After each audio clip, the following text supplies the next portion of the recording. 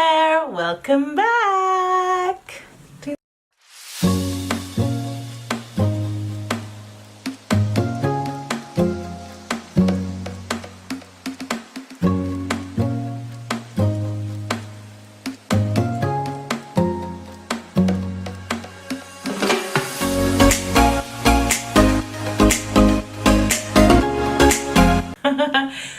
Welcome back to my channel. It's me, Wanjiko the lyricist, and today you're joining me for a segment known as Snapshots with Shiku. Yeah, let's get right to it. So today I want to talk to you about worry. Why do we worry? Why worry when you can pray? Hey! Okay, that's like a really old song. If you know it, drop a comment if you get the reference. So I'm going to define worry really quickly. Worry, to feel or cause to feel anxious or troubled about actual or potential problems. That is according to Merriam-Webster definition, or one of those dictionaries I looked up online. One of them. So, do you worry? I think as humans, we tend to worry a lot. We tend to worry about what we'll eat, what am I going to wear. So, why do we worry? I think worry comes from a place of not understanding who you are and more so whose you are. So in Matthew chapter 6 from verse 25, ooh la la, yeah, there we go. Ooh la la, who's French? Matthew chapter 6 from verse 25. The title of that section is Do Not Worry. And throughout this section, from Matthew 6, from verse 25 all the way to verse 33, Jesus talks about and is telling his disciples that they should not be worried. I mean, like, people worry about life, about what they eat, what they drink. God is like, no, I got you. Like, I mean, he clothes the flowers and they are the most beautiful things, you know, like, they don't work, they don't do anything. They're just beautiful. They exist because of God and they're beautiful. And the birds of the air do not work a 9-to-5 job, are not working overtime, trying to get that coint, as some of you coin it. Alright, so they don't do that, but they get food every day. God feeds the birds. And so how much more important are you?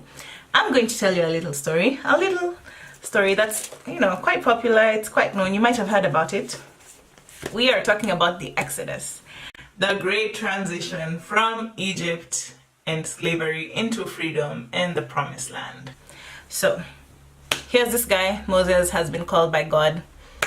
He listens to God, he obeys him, he goes out and tells his people, you guys, I am sent me here to talk to you and tell you that freedom is coming.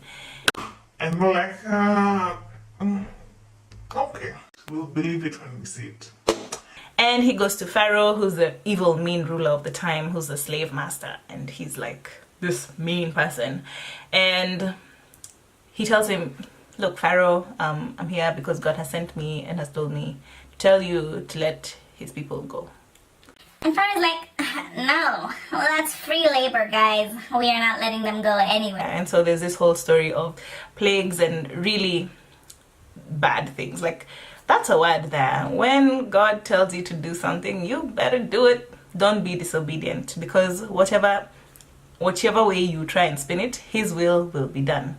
Side note. Anyway, back to the story. So all the plagues happen and eventually they leave Egypt after the last plague, which is the death of the firstborn sons, and all the lives of the firstborn sons of Israel were spared. And so they wander off and they flee from Egypt, and then they get to this point where they're at the Red Sea. And so it's like, man, we knew we shouldn't have listened to you. Here we are, we're standing at the beach. Okay, it's not a beach, but it's like just there, that point. Whatever word it is, I'll insert it when I find it. And they start to complain. They look at this Moses dude and they're like, yo, you set us up. Kwani there were no graves for us to die in Egypt. As in, why did you do this to us? Why? And Moses is like, yo, you guys need to chill. Exodus chapter 14 verse 13. I will read exactly what the Bible says. Moses answered the people, "Do not be afraid. Stand firm, and you will see the deliverance the Lord will bring you today. The Egyptians you see today, you will never see again." Verse 14. "The Lord will fight for you. You need only to be still." How many of us are engaged in battles where if we just chose to surrender, if we just chose to stop and tell God, "You know what? I actually can't do any of this on my own. You are the creator of my life. You put me here. You gave me this mission and this purpose. Help me. Take control. Be in charge."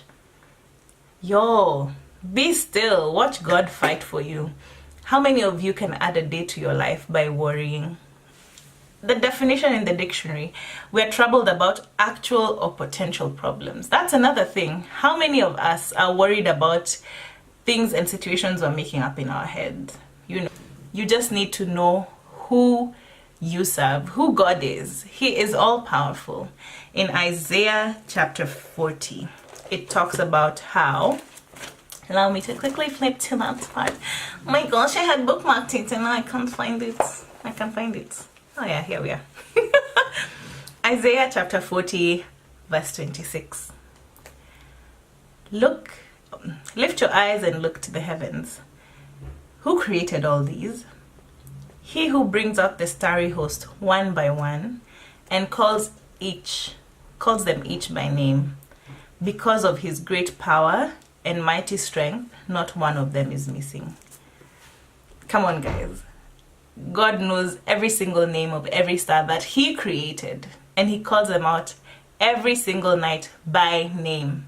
Not one of the stars is missing. You who have been created in his image and likeness, how much more precious are you?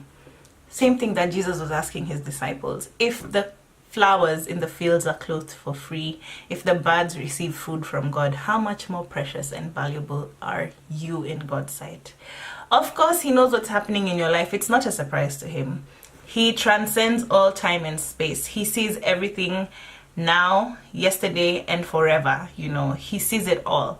So he's not surprised by a situation. But do you trust God enough on his word? Do you believe that God is who he says he is?